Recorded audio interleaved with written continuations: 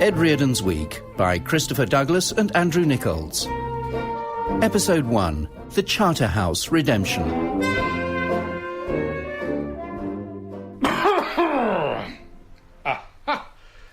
There's that bit of the scene nailed down, Elgar. Now then, high time we tackled the problem of this jolly policeman. Yes, I know it's an idealised picture of English life, but get the elements right and you have a not unsatisfying narrative. Now, tricky bit. What to do? A two-pipe problem, as we'd have said in the old days. Oh, what now, for heaven's sake. Oh, hello, Jeff. Hi, Ed. What are you doing indoors on this fine afternoon? Well, another jigsaw. Piccadilly potpourri. I've only got 4 days before it's due back in the games cupboard, or else I'll get fined a biscuit. Let's see how you're getting on. Oh, that's pretty good. You've polished off the urchin bowling a hoop and the hot chestnut cellar. Been the undoing of many a resident, that. Ed, I thought we could have a bit of a chat about your contribution to our little community. Elgar, where are your manners? Don't scratch the beetle. Oh, now, Ed, you know we've done away with silly titles like that. Sorry, participation liaison facilitator. That's better. And so is that. Still no nasty tobacco smoke. We're making awesome progress this weekend. You know, I think we might have a future Charterhouse court team leader in our midst. Oh, thank you very much. If things continue to improve, be good to get some young blood in. Any chance of getting the parental controls taken off the day room computer? Let's not go getting ahead of ourselves, Ed. You did get the leaflet I sent round about the visit to the Christmas ice rink? I did, yes. I refer you to the answer I gave to the leaflet about the visit to the German market, also in Hemel Hempstead. Tempting though the mention of glue wine is, served by Santa's elves, I fear I must decline both. Fair enough. Still finding your feet here, I suppose. Let me know if you change your mind. I will. Monday. With the possible exception of Elgar, no one could have been more surprised than myself to find Ed Reardon's name on the list of residents at Berkhamsted's premier accommodation of choice for the financially distressed. Founded 2007 and still caring, as it says on Charterhouse Court's discreetly alarmed security gates. For once, my former family's interference in my life, persuading me to give up my flat and frankly insolvent lifestyle for the almshouse, has had a happy outcome. To wit, 3 meals a day, free lighting, hot water and soap, with laundry and quarterly haircut included. What more could a freelance novelist and screenwriter want? A hot milky drink laced with Armagnac, perhaps, but that suggestion is still before the bedtime committee. And ideally, fewer communal visits to supermarket cafeterias. But these are small minuses to set against the numerous pluses of my new life as a happily and prematurely retired author. 3-line whip for the 6 o'clock sing-song, probably. Hi, Ed. Oh, it's like a little hobbit's house. Ping, how nice to see you. Mwah, mwah. Oh, you are such a difficult client to track down. Yeah, well, that orange thing on the path makes everything difficult. It's supposed to cover the hedge trimmer cable, but why they put it there, I don't know. It makes everything very... No, I meant you don't return my calls. So, how did you find me? We have fares. I've missed your funny voices, Ping. Not funny, Ed. It's what Nazis say. No, I get enough of that here already. The tyranny of the little outing. Can I, come in if there's room? Oh, of course, yes. Welcome. Hope you didn't trip over that orange thing on the path. I keep telling them. Right, yeah. I brought you a housewarming present, but it doesn't really need warming. It feels like about 5 million degrees in here. No need to keep it on timer these days. Thank you. Oh, don't you like peaches in brandy? Wayne Rooney sent the agency a Fortnum's hamper. He's absolutely my favourite author this week. Oh, what's that? Piccadilly potpourri. Do you want to lend a hand with the jolly policeman? Pull up a stool. 2 minds are better than 1. Ed, stop this right now. I've got a job for you. I'm sorry, I'm retired. No, it's Felix who's retiring, or he keeps promising to. Anyway, he's written his memoirs of his life as an agent. It's his gift to the literary world, except it's a bit of a crap gift, like the peaches. So we need someone to make it less crap, i.e. you. So you want to rewrite? Thank God there's someone at home. At home, and therefore not at work. I'm sorry, Ping, but it's in the terms of my residency as a distressed gentleperson that I'm not allowed to do any paid work. Oh, right. Oh, so we won't pay you. Sorted. I'll just leave the manuscript here. Oh, it's in this bag. Oh, and this one. Some of the brandy syrup slopped out and stuck the last 30 pages together, but it's no biggie. Ah, Eureka. Here's his whistle. So let me know when you've had a chance to read it, yeah? Well, I won't, because not only am I not allowed to, I also have no intention, Ping, of resuming the life of unmitigated misery, disappointment, abuse, and sheer grinding poverty that my so-called career as a writer had become. Yeah. Look, just have lunch with Felix. I don't think so. It doesn't have to be a working lunch, just lunch for old time's sake. Well, all right, but it can't be Wednesday, because that's macaroni cheese, which is my favourite. What about Thursday, when they all go off to play crazy golf? OK. And make it about 11:15. That's my lunchtime these days. Felix is too. OK, job done. Oh, it's going to be so great, you working together. No, it isn't, because I'm not doing it. Peggy, be careful of that orange thing when you walk down the path. Oh, you've said that already, Ed. I can't believe they haven't moved it yet. Ow! Oh, orange thing. So, give it up for Charterhouse Court Movie Night! Oh, yes! Now, we all like animals, don't we? Yeah, well, very special treat tonight because we've got a movie about a talking dolphin. Oh, God, not Dermot. I thought we were supposed to have the Maltese Falcon. Unfortunately, we couldn't get it at the library. They're cracking down on racial stereotyping. I wouldn't have come if I'd known. Well, it's great to see you joining in, and hopefully that bodes well for the future. Fantastic. So, What's the film? well, it's called Dermot, as Ed said, and it's a film by the very famous Jasmine Vane. Can I just say something, Jeff? Oh, they're stopping him tonight. A film is actually a collaborative effort by several hundred people, of whom I happen to be one, though you won't see my name on the credits. Yes, we're very lucky to have Ed here, because, as well as being mates with just about every other well-known celebrity, he's also worked for Jasmine Vane. No, I worked with Jasmine Vane. I actually worked for very little, certainly a good deal less than Tom Stoppard, who did, I think, draft 12 or possibly 13. Can't we watch The Wire instead? Well, that would certainly get my vote, possibly with an enhanced milky drink, assuming the Bedtime Committee has published its findings. Just the one, Armagnac Renato. My friend has work to do this afternoon. No, he doesn't. I don't know why Ping has asked you to look at my memoirs, Ed. It must be the only first draft manuscript we've had that needs nothing doing to it whatsoever. Well, it needs the peach syrup scraping off. But apart from that, Felix, I couldn't say, because there's no point in my looking at it. I have, as I said, retired. You lucky bugger. I wish I could. I thought you had. Oh, if only I could lead them to it, but I can't rest until I've seen a very special agent indeed, safely to press, launched to the RAC Club, into the shops. Onto the bestseller lists and into schools as a set text. Oh, they still have those? Set text? No, schools. I think so. Extraordinary when you see the level of literacy of the stuff that comes in. So, what do you think about my Margaret Drabble anecdote, eh? That's a corker, isn't it? Remind me. Well, she came into the office one day and she had her dog with her. And? You see, that's the sort of thing you don't get from these people who think that scoring a goal or winning a TV talent contest entitles them to write an autobiography. Yes, I agree, but I still think the dog needs actually to do something to make it an anecdote. Well, polishing's up to you. I'm not doing your job for you. I've told you, Felix, I'm not doing it either. Well, I'm afraid that rather confirms why, of my two oldest clients, one is having the last ever South Bank show devoted to him, and one isn't. Not Jasmine Vane. Well, almost certainly. Unless they have a change of heart over Bonnie Langford. Well, I'm tucked up in bed by that time these days, so it's of no consequence to me. Thursday. It was a double pleasure to lunch with Felix in town after a gap of 3 months living at Charterhouse Court. First, the novelty of eating something that hadn't been pureed, and the second, even more unusual sensation of saying no to a writing assignment, sticking to my guns throughout 4 courses, and emerging from the Connaught as darkness fell, my resolve still unshaken. How different to my Craven and Beaujolais-sodden agreement to take on Rula Lenska's Dordogne. And 12 copies of the hole-in-the-wall diet book on my shelves bear witness to that dangerous third tiramisu. My mood was further improved by excellent progress on my next heritage jigsaw, and an unexpected telephone conversation with a merry wench from another part of bygone London, ITV. So, yes, Polly, I did work with Jas Milvain for a number of years.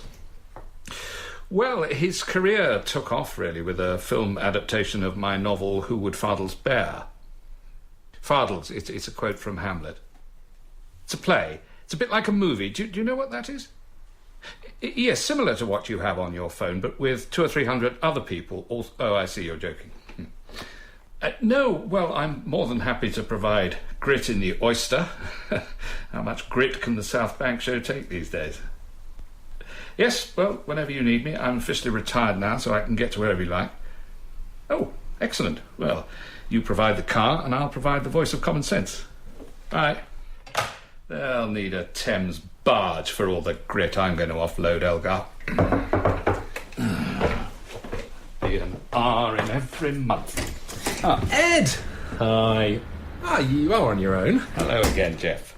Haven't got Paris Hilton in here, then? Who? Someone you haven't heard of? We ought to put that up on the notice board. Now, I'm well aware of who she is. I've written in the voice of her chihuahua. Well, both her chihuahuas. Two entirely different characters, I might add. What's the purpose of your allusion to the Tallulah bankhead de nos jours? Well, that very attractive young lady who called on you last week, they were all agog in the day room. Well, now she's been leaving messages for you all afternoon. Oh, that was two different people, like the chihuahuas. Mr. Popular. Well, I'm happy to tell you, Jeff, just in case you're interested, that the young lady you saw came to offer me work. Which you turned down? Or? Of course. My work is Hoban Hullabaloo, which you see in 8,000 pieces before you. Very pleased to hear it. We do have a helpline number if you get really stuck. Or just pull on the red cord there. So, can I put your name down for the duck race on the canal on Sunday morning? Sadly, I have a prior engagement then about 3 locks downstream.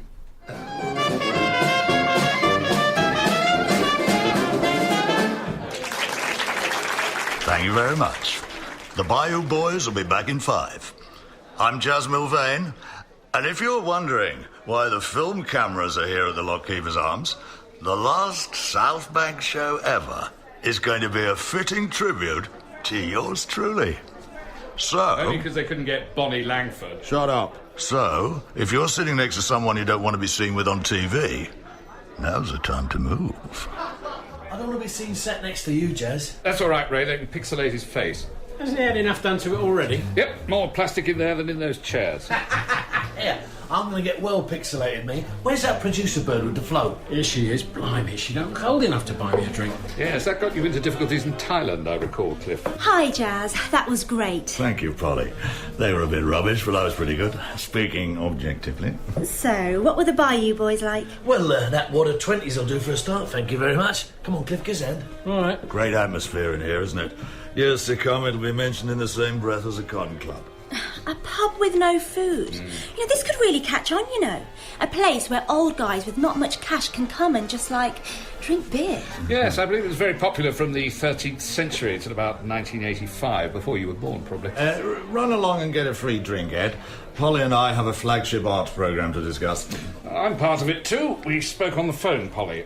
Are you Ed Reardon? What do you want to talk to him for? Well, I'm representing the cinema-going public. Think of me as a sort of people's prosecutor.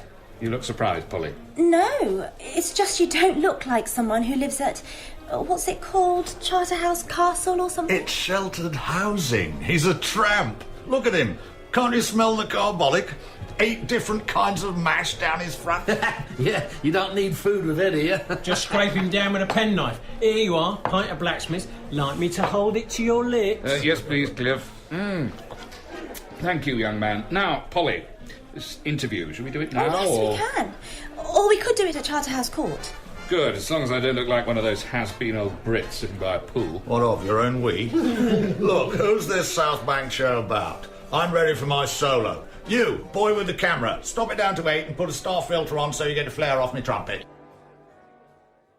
They say never work with animals, but I imagine there's quite a contingent of animals in Hollywood by now warning each other against working with Jas Milvain.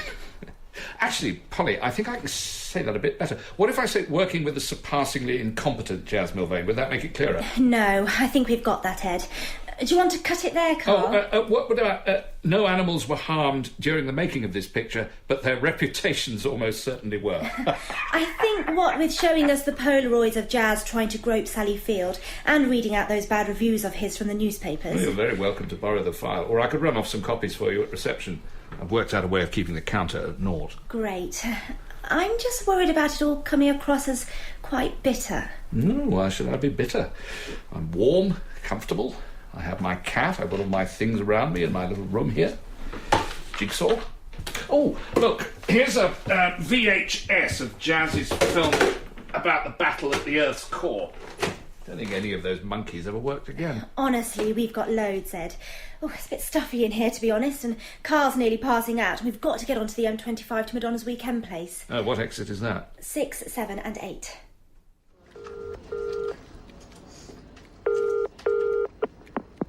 Hello, and whoever you are, very good morning to you. How can I help? Is that Ed Reardon? Indeed it is. Is that you, Ping? Hope you had a great weekend. Excuse me, I'm supposed to say that? We had the most marvellous weather here. Well, coffee outside on Sunday morning. Hotter than the Riviera, apparently.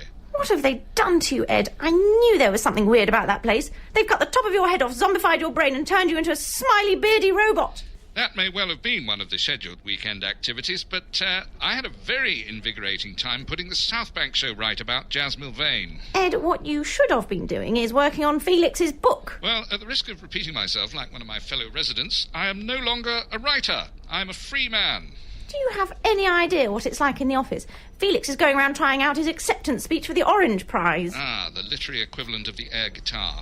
Ed, this is not helping. If you don't email me the first chapter of A Very Special Agent Indeed by tonight, you're fired. Well, technically, Ping, as you represent me, I'm the one who fires you. OK, Ed, that's it. You really are fired. No, you're fired. No, you're fired. No, you're fired. But I hope that won't stop you having a great weekend. Bye, bye, bye, bye, bye, bye, bye, bye, bye. Oh, what? No author hangs up on Ping. Look what happened to James Corden. Oh, no, I'm never going to get round to sending everybody the picture of the man with his head up an elephant's bum at this rate. What a morning. Right, who else will do anything for a lunch? Harold Pinter. Oh, no. Simon Gray. Oh, bum cakes. John Mortimer. Oh, this gets worse and worse. Oh. Ah, yay! Now, I thought I didn't have as many postcards from Tuscany this year. Hi, Jules. It's Ping. OK, Barnsey, turn your Magimix off and listen, because I've got a job for you. Peckham Palaver. Done that one. Ooh, hello, Ed. Been lying low. Haven't seen you for a bit. No, just enjoying my sunset years. That's the ticket. How's Vaughan Williams? Oh, Elgar. He's fine. So what do we owe the honour of this rare visit to the day room? Just returning the latest jigsaw. Billingsgate brouhaha. Done it already? Wow.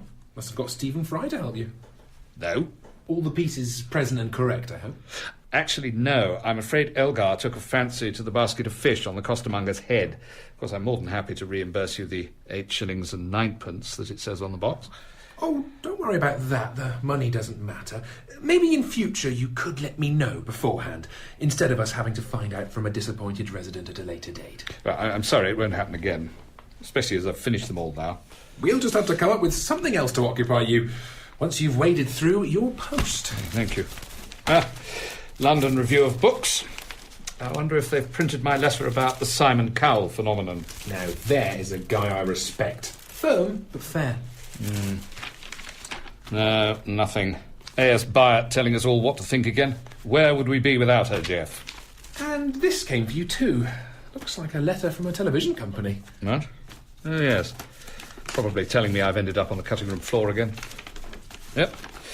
Hi, Ed. I have to tell you that if we'd used all the grit you supplied so generously, there wouldn't have been room for any oyster at all. So sorry. 7 O's in so, only 1 R in sorry. Hardly worth missing the duck race for. Is that a cheque attached to it? We would, however, like to use your brilliant photo of Jazz being hugged by Sally Field, so please find attached. 100 quid. Ah. This is the life, eh, Jeff? Getting paid without having to write a single word. Yes, I suppose that's one way of looking at it. What time do you think it is, Elgar? Is that the Aurora Borealis over there, or just the lights on Berkhamsted station?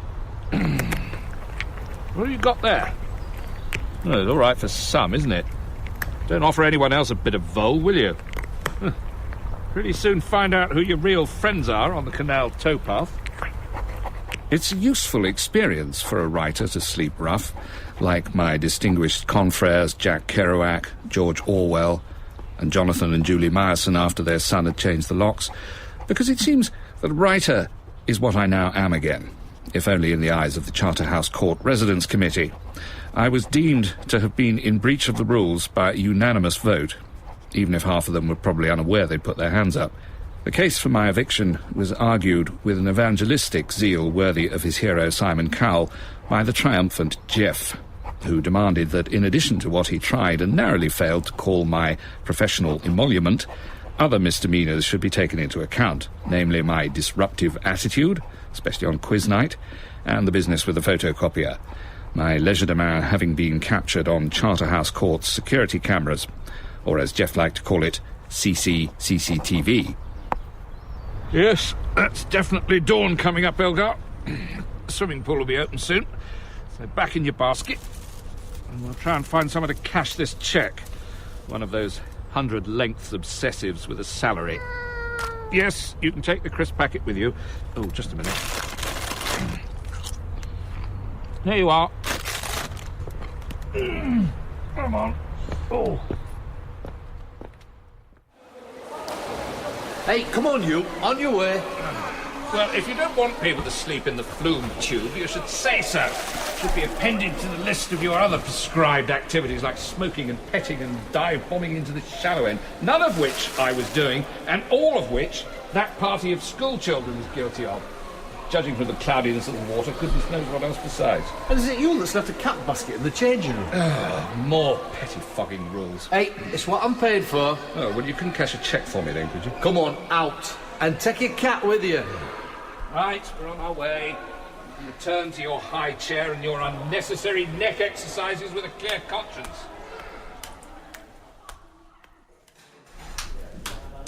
Oh, hello, Mr. Reardon. Didn't recognise you without your cords on. Olive, Pearl, hello. We thought it sounded like you were causing trouble. He'll be researching one of his books. That's what he usually says when he gets caught out. Well, it's gratifying to see that something from my creative writing seminars has been absorbed. Can't say we do much writing as such now, but we still meet up for a chat. And since they've started playing all that pop music in the library, you can't have a proper conversation. Well, this flapjack was in 2 pieces, so I made him knock 20p off. And Stan, too, alert to a bargain as ever. Is it all right if I join you? Sorry, I seem to have knocked your flapjack on the floor. Never mind, I'll eat it. Are they feeding you at the almshouse, then? No, I decided to leave. I felt I was rapidly losing my identity, as they say in the shipping forecast. Chucked out's what I heard. Oh, Stan, I'm sure that's not right. Who told you that? Well, Brian Davis's son, Jeff. He's a big cheese at Charterhouse Court. Going places, that lad. I had high hopes for him and our Julie once. Wasn't to be. You either like potholing or you don't. So where are you laying your head, then? Oh, here and there, friends, you know. You haven't got any. Not if you're asking lifeguards to cash a cheque for you. Anyway, more to the point, what works of literature are you discussing these days? Oh, we don't meet up to talk about books. Not with the property market in its current state. It's fill your boots time. Stan's a dab hand at spotting an investment. Is a byword in buy-to-let. I go along to these auctions. Burco Repo. I'm building up quite a decent portfolio. I'm tempted to dip my toe into the water myself. This is one I've got my eye on today. 1-bedroom flat. It's a snip. Ah, so it is. It's undervalued because the previous owner didn't look after it. Perhaps he couldn't afford to. No, benefits scrounger probably. And a smoker. Stay to that wallpaper. Well, as the brochure says, it just needs a little TLC. Is that a Chinese takeaway he's left on the table? Must have done a flit. Suits me. You all right, Mr. Reardon? You look as if you've seen a ghost.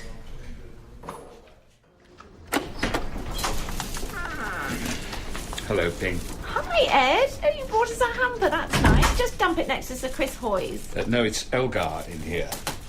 You see before you 2 of us with our tails between our legs. So you're up for rewriting Felix's memoirs, yeah? Yes. if the position's still available. Well, there are some really quite good writers who want to do this. Please. All right. And we weren't going to pay you, wasn't that the arrangement?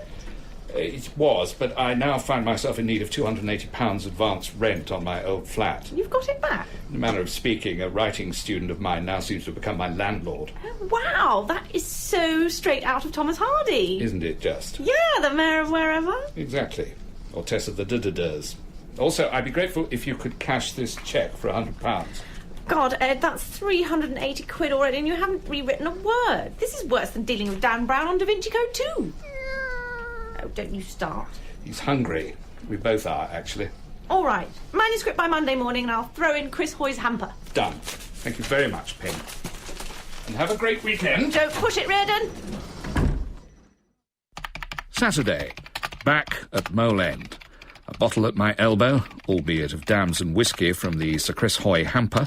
A contented Elgar at my feet, replete with juniper-smoked kippers, and no need yet to resort to the half-eaten Chinese takeaway that I left in the flat 3 months ago. Like his benefactor, the Olympic gold medalist, Ed Reardon is back in the saddle, doing what he does best. Look, this is not only incompetence, Amit, but malign incompetence. I was promised my 10-gig bundle, or whatever you call it, would be up and running by lunchtime. Indeed, I had a personal assurance from Richard. New Labour's Knight of the Realm demotically signs himself, but like one of his ill-fated balloons, it seems to have crashed. Yes, well, I hope so too, Amit, or I shall be forced to resort to dial-up, thus denying you and your irritating cohorts the pleasure of wasting my time with 0800 calls every 15 seconds. And if you... Hello? Yeah, no, gone. Where were we, Elgar? I hope you like dogs, Felix, said Margaret Drabble, whereupon the little fellow jumped up onto my desk and proceeded to relieve itself over A.S. Byatt's latest opus. I'll look one up when we've got Wikipedia back. Both delivering a pithy comment on the work and hoping to prolong a sisterly feud that continues to this day. 2 days' rent there, Elgar. Time for a Trossett truffle, I think. Oh, back online. Let's see if they've kept our seat warm at Casino 365.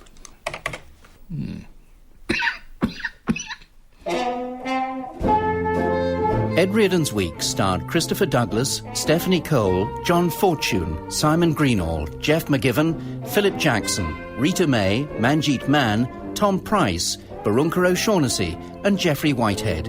It was written by Christopher Douglas and Andrew Nichols. The producer was Dawn Ellis.